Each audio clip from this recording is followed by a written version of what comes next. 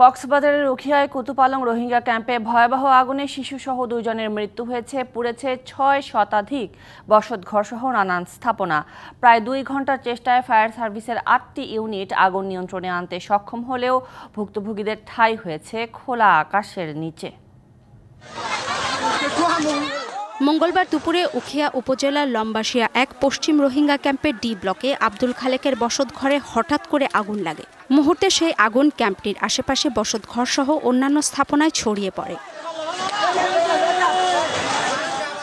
8টি ইউনিটের প্রায় 2 ঘন্টা চেষ্টার পর বিকেল 2:45টার দিকে আগুন নিয়ন্ত্রণে আনে ফায়ার সার্ভিস। আগুনে পুরোপুরি পুড়ে গেছে 469টি বসতঘর, পাশাপাশি আংশিক পুড়েছে 150টি বসতঘর, এনজিওর অফিস, শিক্ষা প্রতিষ্ঠান ও মসজিদ সহ বিভিন্ন স্থাপনা। পরে আগুনে পুড়ে যাওয়া এক শিশু সহ 2 জনের মরদেহ উদ্ধার করে পুলিশ।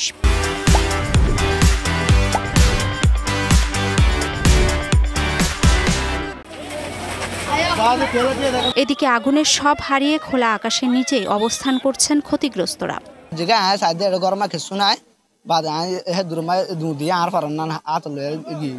সোনা ফুরি গিয়ে হস্ত আর কেসরে কুলেরি একখান গায়ের হরে জিগিনা আছে আর কেসু না একখান করে তন্ডি যে কিভাবে দেজা জানি না। রান্নার চুলা থেকে আগুনের সূত্রপাত বলে প্রাথমিকভাবে জানালেও তদন্তের পর প্রকৃত কারণ জানা যাবে বলছে ফায়ার সার্ভিস। এখানে অনুসন্ধান করে যতটুকু জানতে পেরেছি যে আগুন লাগার কারণটা ছিল এটা রান্নার চুলা থেকে, এবং এখানে আমরা 544টা ঘর জ্বলে গেছে বলে আমরা জানতে পারি, এবং আরো কিছু ঘর আশেপাশে ভেঙে গেছে। ক্ষতিগ্রস্তদের জরুরি সহায়তা দেওয়ার পাশাপাশি ক্ষয়ক্ষতি কতটা হয়েছে তা নির্ধারণের কাজ চলছে বলে জানিয়েছে প্রশাসন।